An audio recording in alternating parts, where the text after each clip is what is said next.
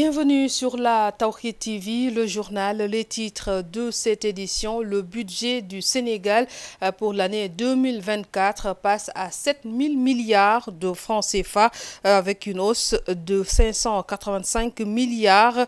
Ces chiffres aideront-ils les Sénégalais à avoir une meilleure condition de vie? Quel sera l'impact sur la dette? Élément de réponse avec l'économiste Babacar Gaye dans ce rétro-flash. Et puis passer la fête de Tabaski en famille, c'est une priorité pour plusieurs fidèles. Donc la suspension de la liaison maritime vers Ziguinchor et Dakar Dem Dikk n'ont fait que accentuer les difficultés des passagers, notamment ceux du sud. Nous y reviendrons. Et puis nous restons toujours pour la fête de Tabaski. Donc également, c'est l'habillement, les chaussures, la vente de tissus. Les violentes manifestations du mois de juin ont failli plomber le business. Les acteurs se prononcent dans ce journal. Bienvenue à toutes et à tous dans cette édition. À l'occasion de la fête de Tabaski, plusieurs citoyens préfèrent passer l'Eid el-Kabir en famille. C'est pourquoi ils quittent Dakar pour rallier leurs différentes localités. Mais seulement cette année, non seulement il est très difficile de trouver un véhicule, mais aussi les prix du transport ont été presque doublés. Cette situation qui est due à la suspension de Dakar Dem Dikk vers Ziguinchor, mais également le bateau, suivant ce micro-trottoir. On a su gérer, on a payé, mais on est venu au rendez-vous, finalement, on n'a pas trouvé de bus disponible. Et nous devrons aller coûte à coûte au village pour célébrer la fête avec la famille. Parce que si on est là, c'est la famille, c'est les régions de la famille. On est venu travailler pour gagner quelque chose et renvoyer ça à la famille. Et si les fêtes venaient, il faut qu'on parte en famille fêter ça. Mais à notre grande surprise, il n'y a plus de bateaux qui partent, il n'y a plus de Dakar Dem Dikk qui rallient sur Ziguinchor. Comme ça, mais depuis 6 heures du matin, on est là et on est stationné. Parce que quand quand les clients acceptent les tickets à 14 000 francs ici pour aller à Goudomp ou à Cap Skirring ou à Moulomp ou à Oussouye, il y a certains qui payent 20 000 francs pour aller à Ziguinchor ou Bignona. C'est pourquoi on a eu des difficultés.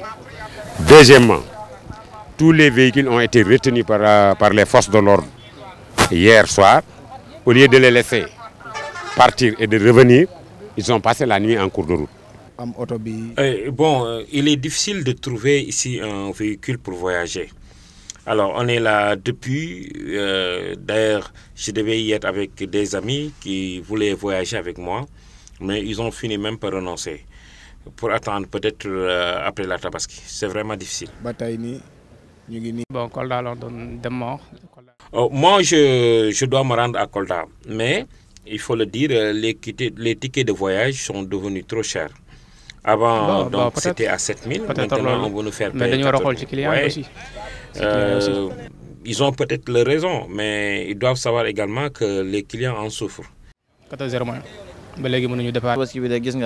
Bon, et cette année vraiment, on est peiné par cette situation. L'année dernière, il y avait plus de clients, surtout avec les étudiants qui venaient en nombre pour voyager.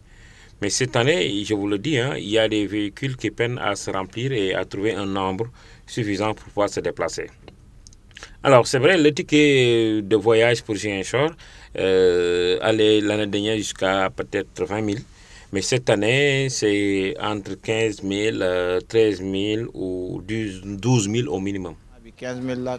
13 000 12 000. Et puis, à chaque approche de la fête de Tabaski, les marchés sont pris d'assaut pour les besoins des préparatifs. Mais cette année, le rythme a été trop lent à cause des violentes manifestations au Sénégal au début du mois de juin.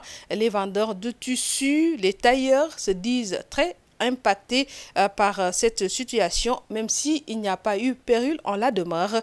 Notre reporter a fait le tour au marché Sandaga. Reportage. Un habit neuf est préférable pour la célébration de la fête de Tabaski. C'est pourquoi c'est la ruée chez les vendeurs de tissus. Ça ne désemplit pas. Mais cette année, les violentes manifestations ont fait douter les acheteurs. Mais à la fin, le commerce a bien décollé, comme nous le confie ce vendeur. On a aussi tout genre de tissus qui va leur convenir, donc voilà, on est là.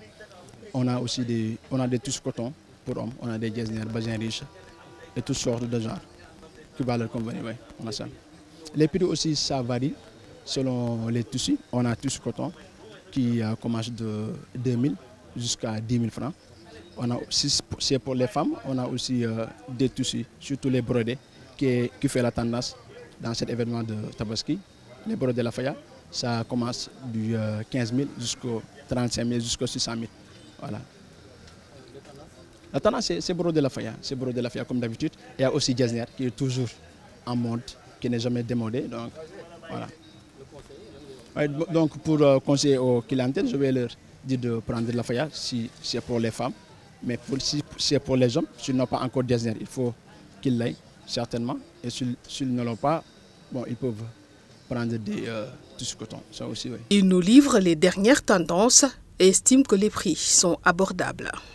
Après l'achat d'un tissu, il faut faire un tour chez le tailleur. Eux aussi, les manifestations ont eu un impact négatif car les clients de la sous-région n'osaient pas venir. Nous sommes en train de travailler comme d'habitude, mais il faut le dire, les violentes manifestations, en tout cas, ont failli gâcher les choses. Quoi que l'on puisse dire, ça a impacté en tout cas négativement sur le travail, car beaucoup de nos clients, notamment de la sous-région, n'ont pas osé venir donc au Sénégal pour passer leurs commandes lorsqu'ils ont entendu qu'il y avait des manifestations au pays.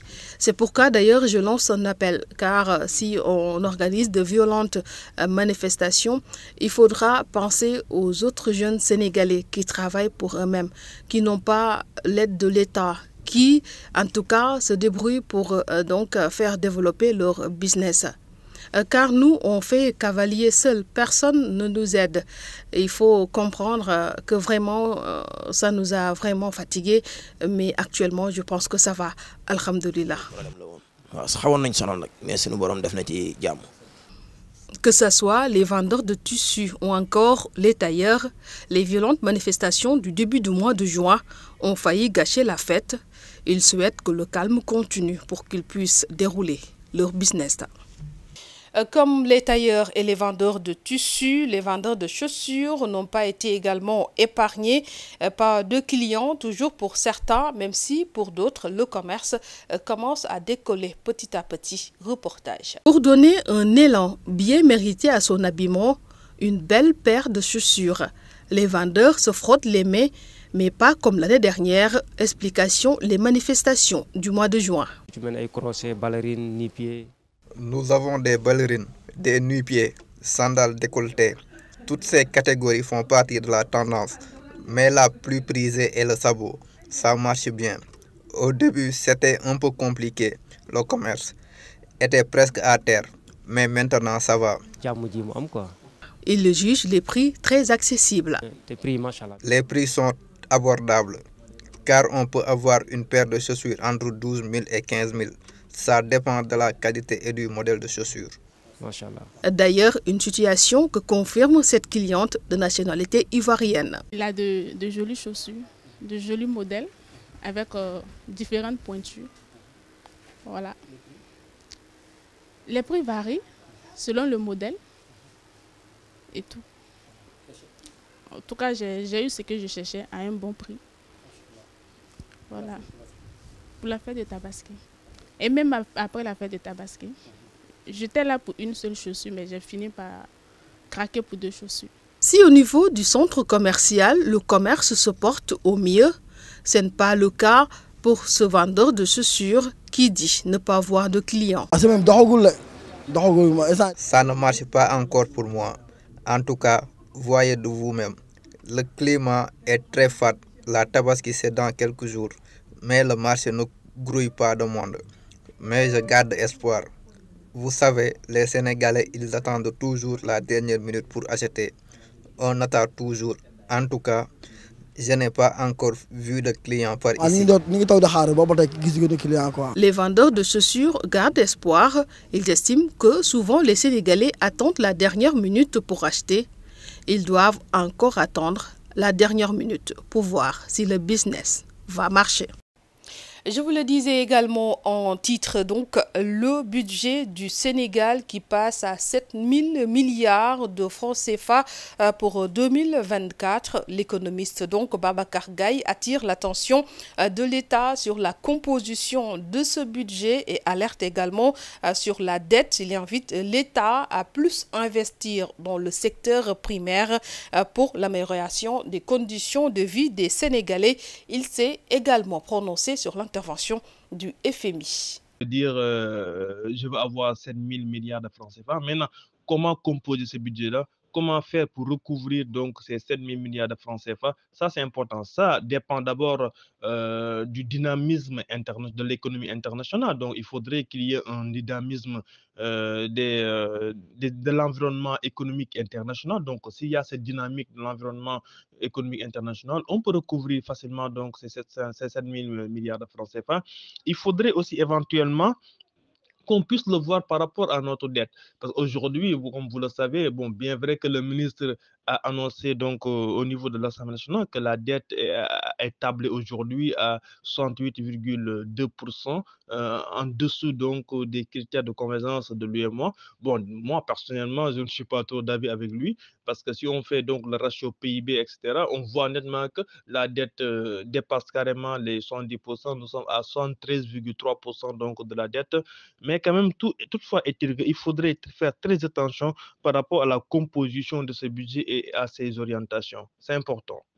Lorsque le FMI a annoncé donc ce programme de 3 ans, donc qui avoisine les 1 milliard, les 1100 milliards de francs CFA, les journalistes ont applaudi, certains politiques ont applaudi, mais l'inquiétude que nous avons en tant qu'économistes, c'est comment, quand les FMI entrent dans un pays, c'est parce qu'il y a un réel problème, il y a des problèmes assez graves. Quelles sont les conditions que le FMI a posées à nos gouvernants pour qu'on puisse avoir ce financement de 1150 milliards de francs CFA? Il faudrait que l'État puisse les axer sur des secteurs porteurs de croissance inclusive. Et ça, c'est important. Par exemple, le secteur primaire. Le secteur primaire regroupe plus de 70% donc des travailleurs sénégalais. Ça, c'est important parce que c'est l'agriculture, la pêche, etc., l'artisanat. Donc, ce secteur-là, c'est assez important. Donc, il faudrait qu'on puisse axer ce budget-là dans ces secteurs-là pour qu'on puisse avoir ce qu'on appelle une croissance inclusive. Parce qu'aujourd'hui, quand on parle d'accès universel, il faudrait que la croissance soit inclusive. Sans une croissance inclusive, on ne peut pas parler d'accès universel, donc à l'eau ou bien dans certaines mesures à un plateau médical assez élevé. C'est la fin de cette édition sur la Tawhid TV. Merci de nous avoir suivis. On vous souhaite une excellente fête de Tabaski.